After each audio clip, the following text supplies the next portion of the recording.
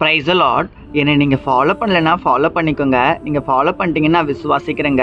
ஒரே ஒரு வசனத்தை கூட காண்பித்து கொடுக்கிறேன். உபாகமம் 7ஆம் அதிகாரம் 15வது வசனத்தில், கர்த்தர் சகல நோய்களையும் உன்னை விட்டு விலக்குவார், உன்னை விட்டு விலக்குவார். இன்னைக்கு ஆண்டவர் உங்களை பார்த்து சொல்கிற காரியம் என்னென்னா, உன்னை விட்டு விலக்க போகிறேன். என்ன விலக்க போகிறேன்னா சகல நோய்கள். இன்னைக்கு நம்ம நிறைய பேருடைய வாழ்க்கையில் பார்த்தீங்கன்னா நோய்கள் இருக்குது, நிறைய பிரச்சனைகள் இருக்குது தானே. இன்னைக்கு எல்லாமே உங்களை விட்டு விலக போகுது.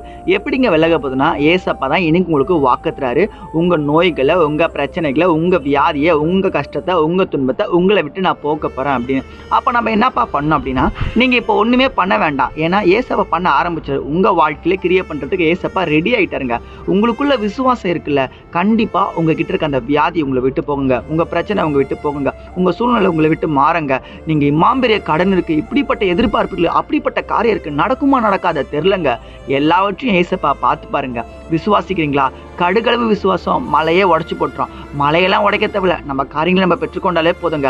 ஆபிரகாம் ஆரம்ப கட்டத்தில் அவருக்குள்ள விசுவாசம் டவுனாக தான் இருந்துச்சு, ஆனால் முடிவில் விசுவாசத்தை தந்தையாக மாறினார். இன்னைக்கு நம்ம லைஃப்பில் கூட விசுவாசம் டவுனாக தான் இருக்கலாம், ஆனால் முடிவில் கண்டிப்பாக ஆபிரகாம் போல நம்மளும் பெற்றுக்கொள்வோம் எல்லாவற்றையும். ஆனால் நமக்குள்ளே இருக்கணும், விசுவாசம் இருக்கணும். இன்னைக்கு விசுவாசத்தை தட்டி எழுப்புங்க, எல்லாவற்றிலும் ஜெயத்தை பாருங்க. இந்த வார்த்தையை விசுவாசிக்கிறீங்கன்னா ஆமேன் போட்டுங்க. இதே போல ஆவிக்கிற வசனங்க தகவலுக்கு ஃபாலோ பண்ணிக்கோங்க. God bless you. ஆமேன்.